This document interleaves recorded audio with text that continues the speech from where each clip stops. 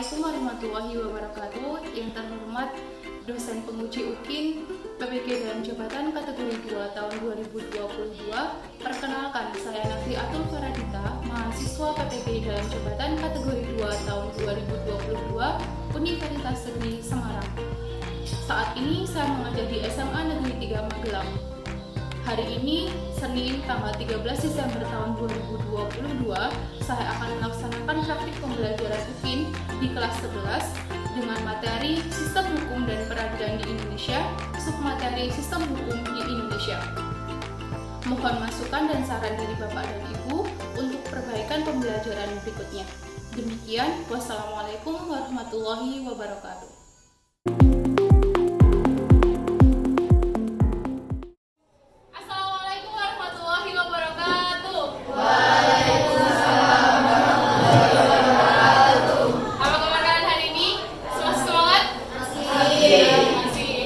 Siang-siang panas-panas ngantuk atau enggak?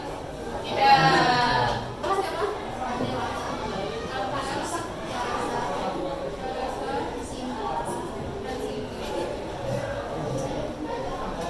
Kita mulai belajar pada siang hari ini. Mari kita berdoa menurut agama dan kepercayaan kita masing-masing. Berdoa, dipersilakan.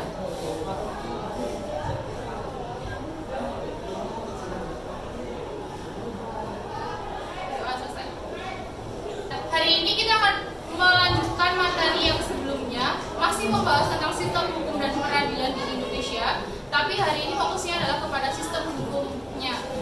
Kalau minggu lalu saya sudah menyampaikan kepada kalian tentang tata urutan peraturan perundang-undangan. Ada yang masih ingat tata urutan peraturan perundang-undangan itu urutannya seperti apa? Apa saja urutannya? Yang pertama, dari yang paling atas adalah ya, UUD 1945. Di bawahnya ada apa? MPR. Kemudian di bawahnya ya, undang-undang garis miring peraturan pemerintah pengganti undang. Kemudian peraturan pemerintah, terus Kepres. Perda provinsi dulu atau kabupaten dulu? Perda provinsi, dan yang terakhir adalah perda kabupaten atau kota. Ya. Nah, hari ini kita akan membahas salah satu dari 7 peraturan perundang-undangan yang ada di Indonesia. Khususnya kita akan membahas tentang rancangan kitab undang-undang hukum pidana atau yang kalian kenal dengan RKUHP. Sekarang kan sedang marak diperbincangkan, menjadi hal yang sangat hangat diperbincangkan. Terutama karena apa? Ada yang tahu nggak kenapa RKUHP yang disahkan oleh DPR ini diperbincangkan oleh masyarakat luas? Karena ada beberapa pasal yang bisa disebut sebagai pasal karet atau ada hal-hal yang sifatnya ambigu seperti itu. Siapa yang diuntungkan dari RKUHP ini dan seterusnya? Nah, itu nanti yang akan kita bahas. Jadi kita tidak mempelajari urutan peraturan undang-undangan lagi secara teoritis, tapi kita lebih ke aplikatifnya seperti itu. Barangkali di antara kalian ada yang tertarik dengan bidang hukum, misalnya ada yang pengen jadi pengacara atau advokat, hakim, jaksa, pengacara, pengangguran banyak acara. Kalau menghasilkan banyak uang nggak apa-apa. Ya, jadi ya barangkali setelah ini malah kalian jadi terinspirasi waktu saya jadi pengen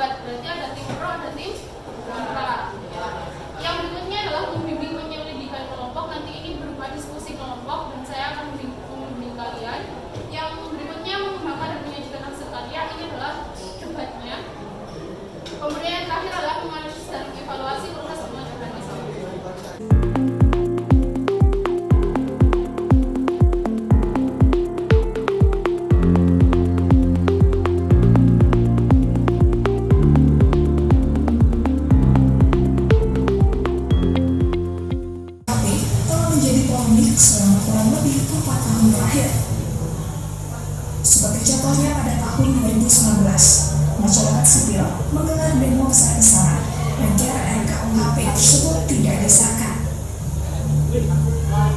Kemudian pada Senin 5 Desember 2022, sejumlah kalangan lembaga bantuan hukum atau LBH melakukan demonstrasi penolakan RKUHP di depan gedung DPR RI. Mereka menilai draft RKUHP masih memuat pasal-pasal warisan kolonial yang bermasalah dan rentan digunakan sebagai alat kriminalisasi.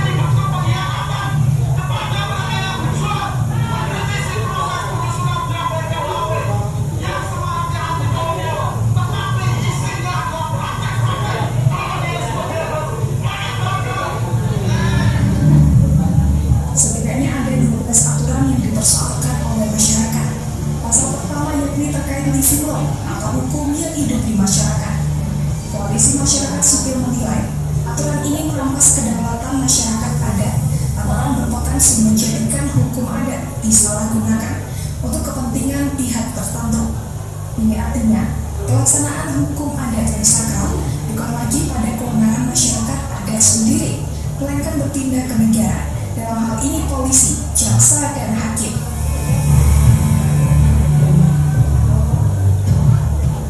Koalisi Masyarakat Sipil menilai aturan itu tak sesuai dengan hak hidup seseorang. Padahal, banyak negara telah menghapuskan ketentuan hukuman mati dalam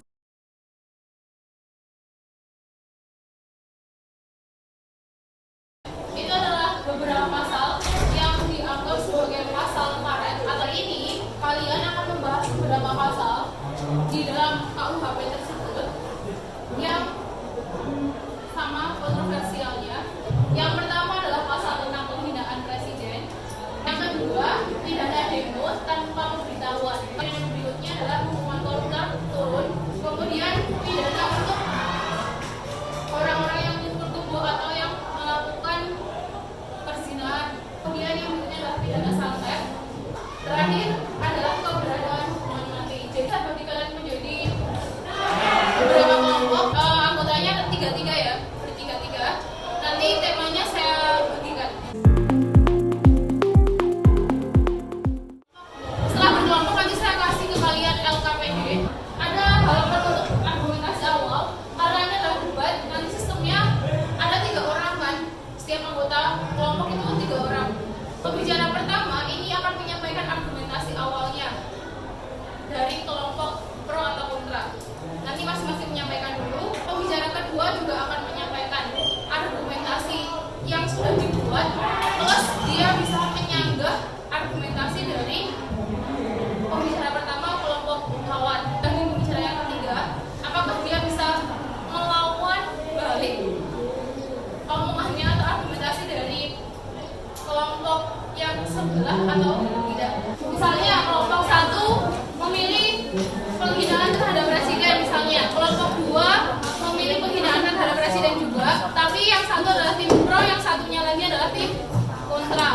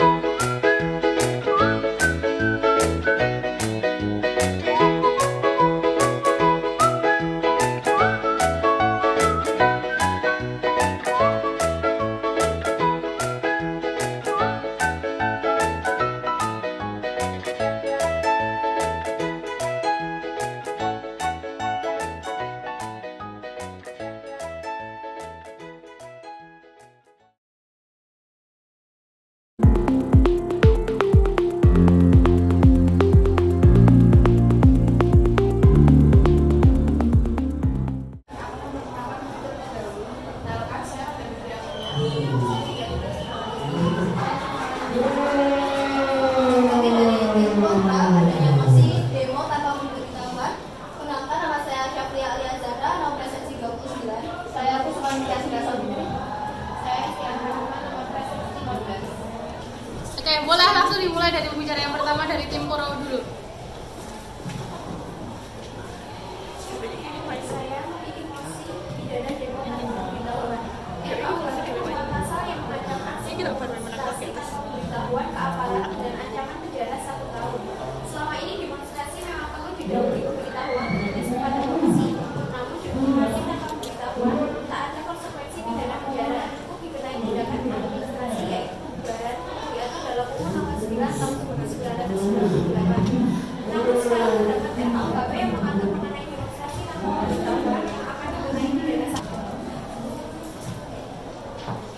Ya, kami menyatakan kontra terhadap adanya mosi pidana terhadap adanya pidana demo tanpa pemberitahuan.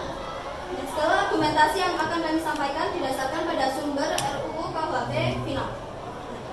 Kita masuk pada pengertian demokrasi terlebih dahulu.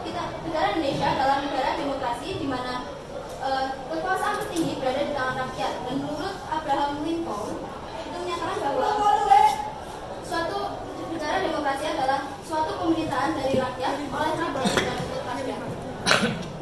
Dengan adanya kebijakan tersebut sudah membuktikan bahwa pemerintah melakukan penyelewengan bahwa rakyat seperti dibatasi untuk menyatakan pendapatnya.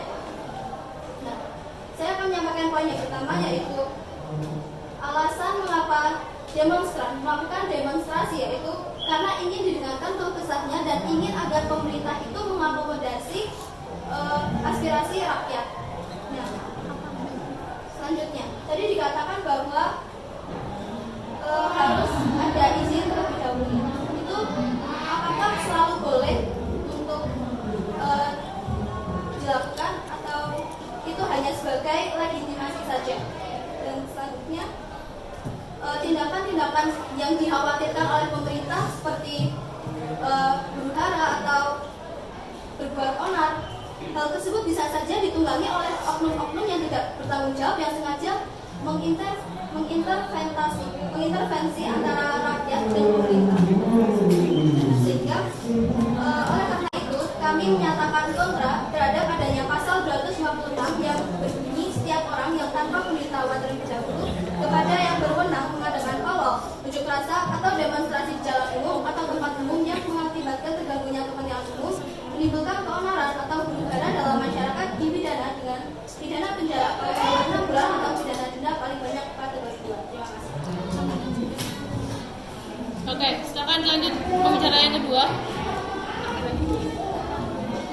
Kami setuju adanya RKUHP dikarenakan pada kenyataannya di lapangan demonstran akan berakhir dengan kericuan yang bersifat anarkis. Sering dijumpai adanya provokator yang semakin memperkeruh suasana. Kericuan berupa merusak fasilitas umum, bahkan merusak fasilitas pribadi yang dapat menunjukkan warga kita. Bahkan kericuan tersebut mengakibatkan jatuhnya korban jiwa.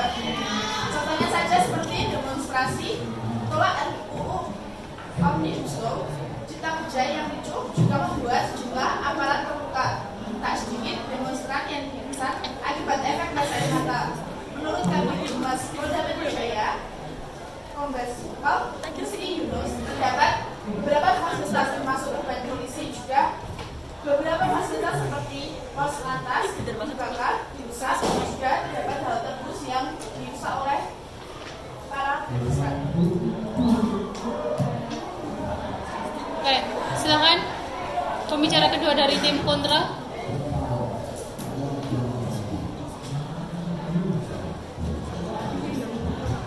Tim kami menyatakan kontra terhadap pasal 256 KUHP yaitu pidana demo tanpa pemberitahuan. Ditinjau dari prosesnya saja. KUHP ini bermasalah. Yang pertama, gelombang pasal-pasal penolakan. Terutama pasal 256 ini sudah dimulai sejak tahun 2019. Berupa demonstrasi langsung maupun serangan udara melalui tagar mosi tidak percaya. Wijaya memanggil saatnya people power tiba-tiba dibicara dan semua bisa kena. Bahkan dalam prosesnya, kebrutalan aparat dalam menangani massa, aksi ini justru kedua yang disebut juga sebagai demonstrasi berdarah pada tahun 2019, yaitu di Jakarta 3 orang meninggal, 254 orang luka berat. Di Kendari 2 meninggal dan 15 orang luka berat. Namun demikian, pemerintah seakan menutup mata akan penolakan rakyat dan korban yang melayang serta tetap bersikukuh untuk mengesahkan RKUHP. Yang kedua, proses pembuatan RKUHP ini tidak transparan dan tidak partisipatif sehingga merupakan wujud dari penahanan dari pembebasan partisipasi publik. Dibuktikan dengan masa yang menuntut pembagian draft terbaru RKUHP sejak tahun 2019, tetapi dari pihak pemerintah enggak dengan alasan masih dalam tahap revitalisasi dan kemudian publik bahkan baru mengetahui draft terbaru di tanggal 9 November 2022, kurang lebih sebulan dari disahkannya RKUHP ini. Apakah kemudian, ini kan menimbulkan pertanyaan, apakah kemudian tindakan mempersempit ruang gerak masyarakat ini adalah untuk mempersempit ruang gerak masyarakat yang merupakan agenda kotor dari pemerintah yang telah direncanakan sedemikian rupa sehingga pengesahan RKUHP ini menjadi tidak terganggu pelaksanaannya. Kemudian kembali lagi difokuskan kenapa kami tidak setuju dengan pasal 256, sebab demonstrasi ini sejatinya merupakan aktivitas politik yang membutuhkan mobilisasi atau dukungan seperti fasilitas transportasi dan logistik. Justru karena demonstrasi ini rawan provokasi, merusak fasilitas umum, serta menimbulkan korban jiwa, maka demonstrasi ini butuh diakomodasi karena juga rawan ditunggangi oleh pihak-pihak tertentu sehingga menimbulkan anarkisme. Oleh karena itu, demonstrasi seharusnya dikawal dan dilindungi agar kemudian tujuan dari diadakannya demonstrasi ini tidak keluar dari jalur yang sudah ditetapkan seharusnya. Kemudian, yang kedua, pasal 256 ini mempersempit ruang gerak masyarakat sehingga berbahaya karena dapat mempidana masyarakat yang menuntut haknya melalui unjuk rasa. Pasal ini juga membungkam kebebasan berpendapat dari masyarakat dan anti kritik yang mana merupakan legitimasi dari pemerintah atau melanggengkan kekuasaan pemerintah yang bahkan telah keluar dari batas. Oleh karena itu, sekali lagi kami dengan tegas menyatakan bahwa kami kontra terhadap pasal 256 KUHP yaitu pidana demo tanpa pemberitahuan. Terima kasih. Oke, silakan bicara terakhir langsung menyampaikan argumentasinya. Saya tegaskan yang dimaksud dari pasal 273 tadi RKUHP ini tersebut adalah masyarakat tidak perlu khawatir diskriminalisasi selama mereka memberitahukan rencana unjuk rasa mereka sekalipun aksi tersebut mengharukan tertiban umum. Kalau para demonstran melakukan unjuk rasa dengan melakukan pemberitahuan terlebih dahulu dan terjadi tadi gangguan-gangguan akibat mengganggu ketertiban umum, kerusuhan, keonaran, dipastikan kepada masyarakat tidak akan diterapkan pasal 273 RKUHP tahun 2019.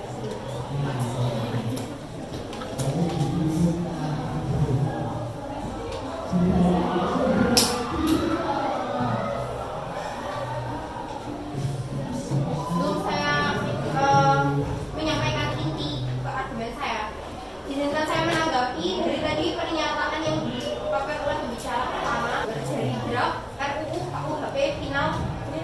Itu pasal yang kami gunakan adalah pasal 256 yang berbunyi setiap orang yang tanpa pemberitahuan terlebih dahulu kepada yang berwenang mengadakan pawai, unjuk rasa atau demonstrasi di jalan umum atau tempat umum yang mengakibatkan terganggunya kepentingan umum, menimbulkan keonaran atau huru-hara dalam masyarakat dipidana dengan pidana penjara paling lama 6 bulan atau pidana denda paling banyak kategori 2.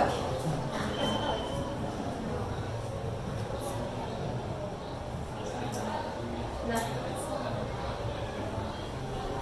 sedangkan di sini di sumber yang kami dapatkan pasal 273 itu berbunyi setiap orang yang tanpa izin meminjamkan uang atau barang dalam bentuk gadai, jual beli dengan boleh dibeli kembali atau perjanjian komisi sebagai mata pencaharian dipidana dengan pidana penjara paling lama 1 tahun atau pidana denda paling banyak kategori 3.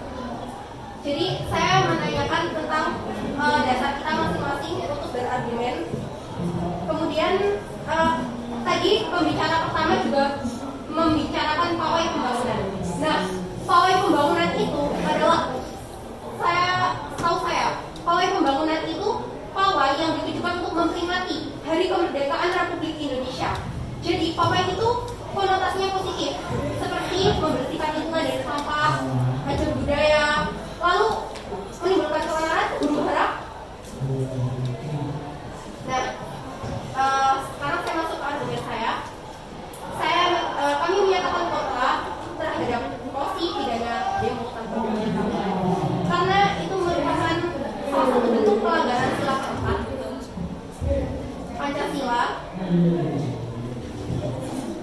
yang berbunyi kerakyatan yang dipimpin oleh hikmat kebijaksanaan dalam permusyawaratan perwakilan. Dan jelas-jelas di sini ada kata permusyawaratan perwakilan. Dan ini juga menunjukkan bahwa dengan disahkannya pasal ini dalam KUHP merupakan sebuah bentuk pelemahan terhadap hak asasi manusia yang tentang kebebasan berserikat, berkumpul, dan berpendapat. Tidak sesuai dengan pasal 28 Undang-Undang Dasar 1945 yang berbunyi kemerdekaan berserikat dan berkumpul, mengeluarkan pikiran dengan lisan dan tulisan dan sebagainya ditetapkan dengan undang-undang. Selain itu, ada juga pasal 28E ayat 3 yang berbunyi setiap orang berhak atas kebebasan berserikat, berkumpul, dan mengeluarkan pendapat, di mana demonstrasi ini juga menyangkut ketiganya. Karena seperti yang dibicarakan rekan saya, bahwa latar belakang demonstrasi itu sendiri itu adalah untuk menyatakan pendapat, keluh kesah. Jadi itu juga termasuk bagian dalam hak asasi manusia. Kemudian tentang pengakomodasian demo itu, menurut statistik yang saya dapatkan dari Badan Pusat Statistik, yaitu ancaman atau penggunaan kekerasan oleh aparat pemerintah yang menghambat kebebasan berkumpul dan berserikat itu sangat tinggi, meskipun tidak setinggi oleh masyarakat. Tetapi ini sudah menunjukkan ketidakadaan atau kekurangan akomodasi dari pemerintah untuk menampung aspirasi masyarakat dalam demonstrasi itu sendiri. Selain itu, ancaman atau penggunaan kekerasan oleh aparat pemerintah yang menghambat kebebasan berpendapat pada tahun 2020 angkanya mencapai 58,8%, dan pengaduan masyarakat mengenai penyelenggaraan pemerintah juga tinggi, yaitu ada di angka 72,44%. Nah, jika masyarakat yang mengadu tinggi, berarti perlu dipertanyakan bagaimana penyelenggaraan pemerintah selama ini. Kemudian disebutkan oleh Menko Polhukam Mahfud MD, apabila ada yang tidak puas dengan KUHP tersebut, boleh mengajukan uji materi ke Mahkamah Konstitusi. Nah, pertanyaannya adalah masyarakat banyak yang tidak ingin berurusan dengan birokrasi karena citranya yang sudah negatif. Tidak cuma di bidang politik dan kesehatan, pendidikan, birokrasi negara kita sudah cukup meribetkan masyarakat. Itu yang sering terjadi. Kita lihat saja di lapangan. Dan apakah ketika sudah ada, kemarin saya dengar warga di Bekasi mengajukan uji materi ke Mahkamah Konstitusi, kemudian perlu dipertanyakan keberlanjutannya, apakah didengar atau tidak. Itu. Dan kemudian ada juga pasal yang menurut saya cukup kontroversial, ada di pasal 350 yang berbunyi setiap orang yang mengabaikan perintah atau petunjuk pejabat yang berwenang yang diberikan untuk mencegah terjadinya kecelakaan dan menghindarkan kemacetan lalu lintas umum sewaktu ada pesta, pawai, atau keramaian semacam itu dipidana dengan pidana denda paling banyak kategori 2. Dan untuk penjelasannya itu yang dimaksud dengan keramaian seperti unjuk rasa atau demonstrasi.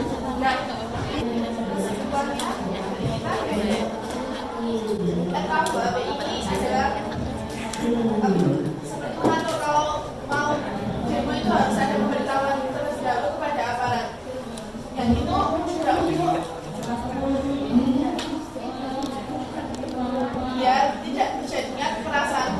Bukan berarti itu menghambat suara rakyat, membatasi suara rakyat untuk mengkritik pemerintah. Ini adalah untuk pemberitahuan yang jelas tertulis ini demonya mau di mana, rutenya di mana, penanggung jawabnya siapa, dan yang lainnya. Ini bukan pemerintah bukannya membatasi suara rakyat, tapi ini pemberitahuan biar tetap tidak ada kerumunan yang mengganggu aktivitas publik.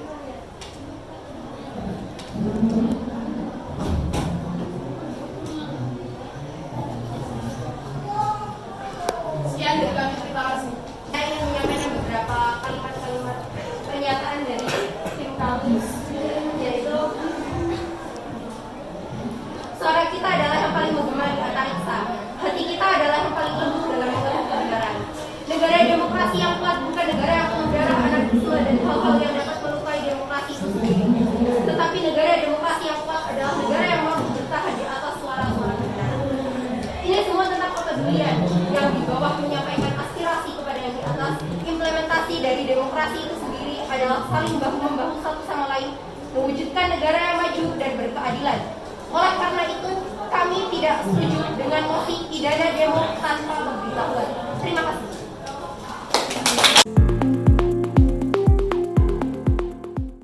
Oke, luar biasa sekali. Hari ini karena sudah memperdebatkan banyak mosi tentang RKUHP.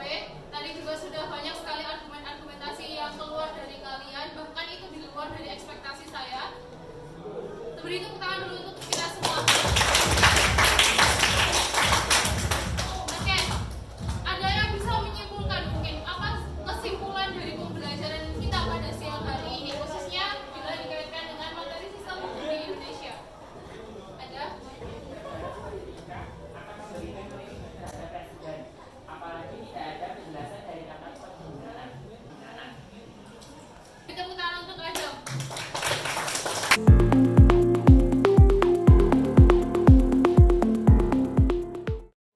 Kalau nanti kalian punya pikiran RKUHP pasal sekian itu akan saya ajukan untuk revisi, kalian bisa mengajukan revisinya. Atau karena di sini judulnya adalah sesuai dengan Undang-Undang Dasar, artinya KUHP tersebut kan bisa jadi tidak sesuai dengan Undang-Undang Dasar. Nah, langkah apa yang bisa kalian lakukan kalau seandainya KUHP tersebut tidak sesuai dengan Undang-Undang Dasar? Langkahnya apa? Bisa mengajukan kemana? Mahkamah Konstitusi, benar. Karena ini yang tidak sesuai dengan undang-undang terhadap Undang-Undang Dasar, maka kalian bisa mengajukan judicial review namanya kepada Mahkamah Konstitusi. Itu saja mungkin yang bisa saya sampaikan pada siang hari ini.